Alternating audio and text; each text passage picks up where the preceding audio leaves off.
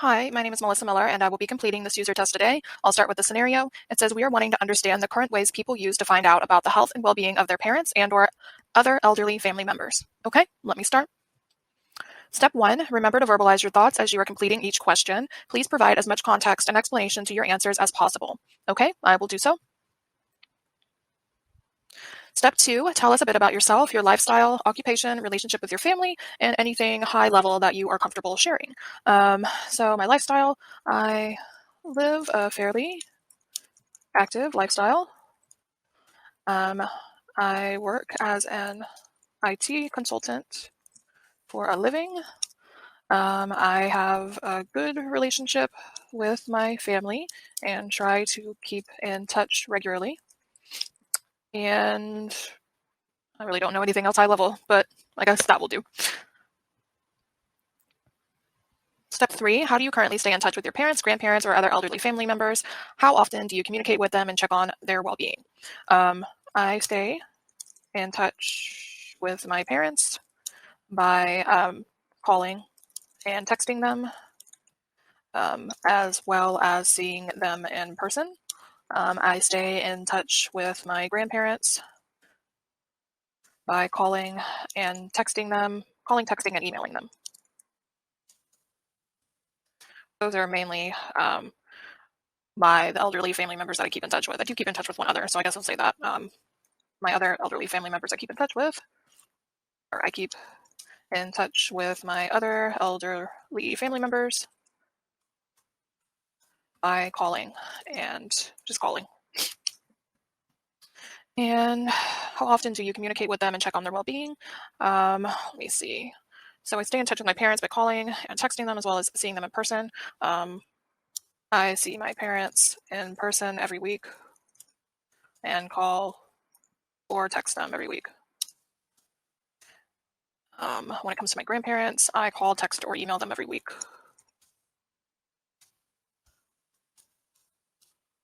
And my other elderly family members, I would say every couple weeks. So I call them every couple weeks or so.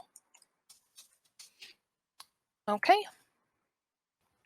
Step 4, what's the hardest part about knowing how they're doing? Please elaborate as much as possible.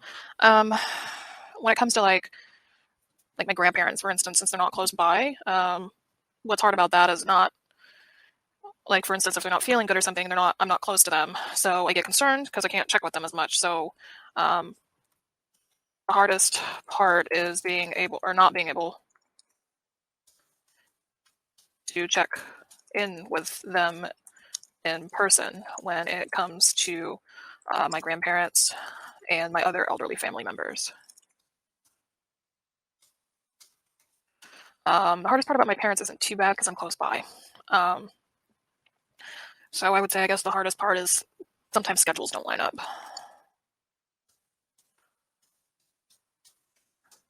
Is that sometimes our schedules don't line up well, so it's hard to check in on them in person. Something, or just checking on them in period sometimes. But what I'm thinking right now of is knowing how they're doing. The hardest part, especially like when it comes to family members that are like my grandparents or other elderly family members, the hardest part is not being able to check in on person if they're not doing well. So I say especially if they're not doing well.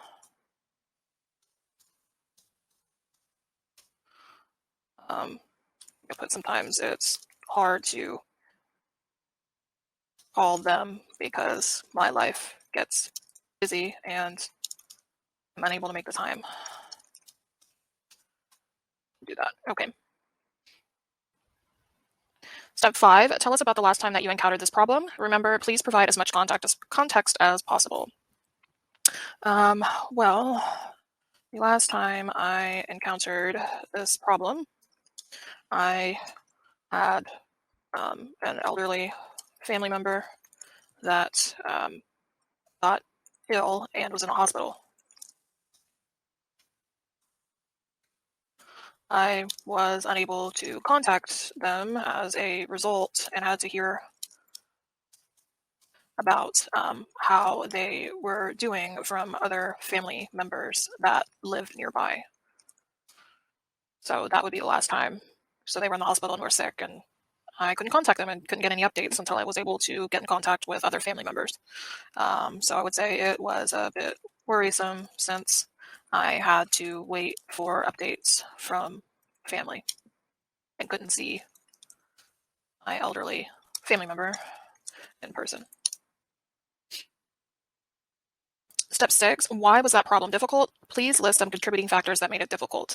That problem was difficult because I don't live near that elderly family member. I also had to worry and wait for updates from other family members that lived nearby and could visit the hospital. Um, so that's really why it was difficult, and that's kind of why the contributing factors, you just basically had to wait and hope somebody contacted you back. Um, I guess that's pretty much why it was difficult, and those are the contributing factors that made it difficult. I just didn't live nearby, and I had to go through other people to see how they were doing. I couldn't. She was out of it, so nobody really couldn't really contact her by phone or by texting. So I'll put that down too. I couldn't exactly contact my elderly family member by phone because she was very out of it in the hospital.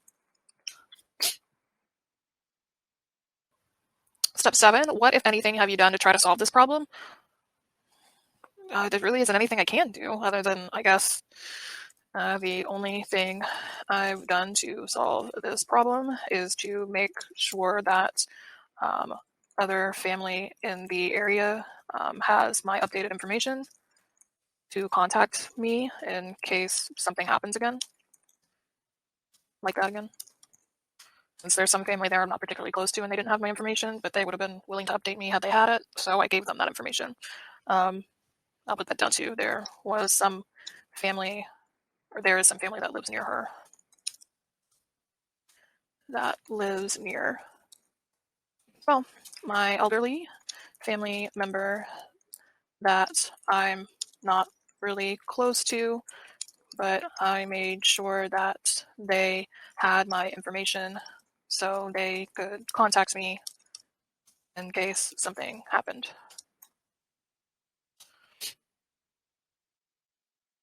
Step 8, what do you and don't you love about the solutions you've already tried and why? Um, I only gave information out, so I guess you mean the solutions that I just tried for this? Okay, so it's solutions in general, maybe. Okay. Um, I love that I'm able to hear from my elderly family members quickly thanks to technology like texting and emails. Um, I don't love that it's hard to know if, hard to get in contact with a family member that doesn't live nearby if something bad happens with their health. And I have to end up relying on others to update me. So I guess technology like calling, texting, and emails. Okay. So basically, I guess it makes sense there why I love technology, because I'm able to get in contact with them quickly, thanks to technology like that. I just don't love it because I don't love that it can be hard to get in contact with people when something goes wrong, and the technology is kind of useless then until somebody else contacts me. So don't love that it's hard to get in contact with a family member that doesn't live nearby if something bad happens with their health, and I have to end up relying on others to update me. Obviously, the technology helps since others are able to contact me, but um, it doesn't help that much if my elderly family members are unable to use it if something goes wrong. Okay. Step 9, we are developing a smartwatch that measures the health and activity levels of the user. The information is made available in real time to the user's loved ones. As their family member, you can access their health status via an app on your smartphone. This includes current and logged data of their heart rate, steps taken, sleep quality, etc. What are your thoughts on this idea?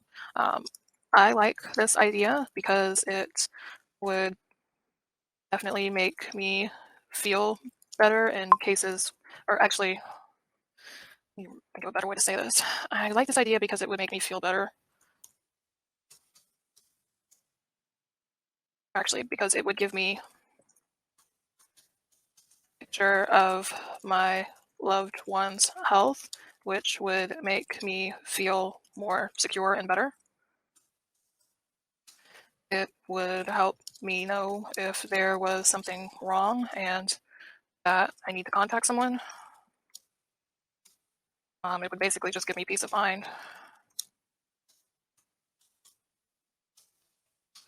Um, my only concern is how securely this data is being stored and who else would have access to this data. Step 10, additionally, you would be notified if abnormal health data of your loved ones are identified, like unusual heart rate, sleep pattern, etc. What are your thoughts on the usefulness of this feature? I think it's a good thing because it could help me to try to get help for my loved one, or yeah. So if it has abnormal, yeah, especially like unusual heart rate, either way, I could because it could help me try to get help for my loved one, um, or speak with my loved one to make sure that they are doing okay. It could also be useful because I could let people know that live nearby to check on my loved one too. Step 11, select all the health/safety indicators of your loved ones that you care about. You may choose as many as you'd like. Heart rate would be good, steps taken would be good, sleep quality would be good, temperature would be good, blood oxygen would definitely be good. Sedentary behavior would be fine, and possibility of a fall would be really good.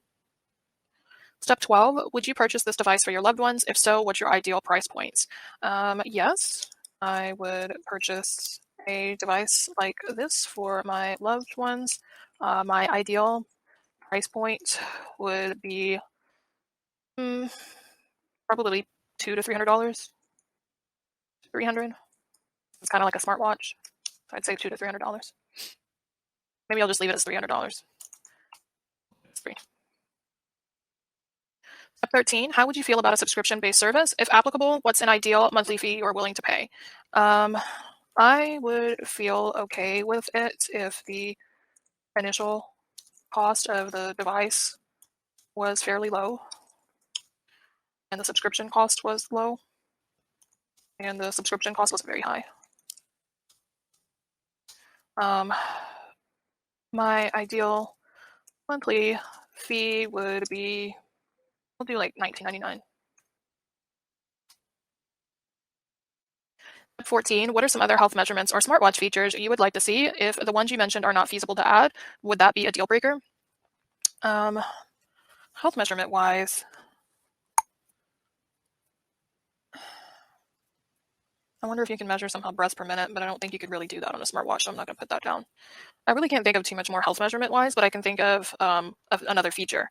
A feature I would like to see added would be the option for my loved one to call for help, do either 911 or a nearby family member if they have fallen or had some other problem. That's a feature I would like to see. Say another feature I would like to see is having the ability for a family member to send a message to the device. So basically, anyone that can see, or anyone that can check on the family member can send a message. So I'll say that. Basically, anyone that can check on the family and send a message to the person wearing the device. Yeah, I would say those features would be good. And if the ones you mentioned are not, excuse me, if the ones you mentioned are not feasible to add, would that be a deal breaker?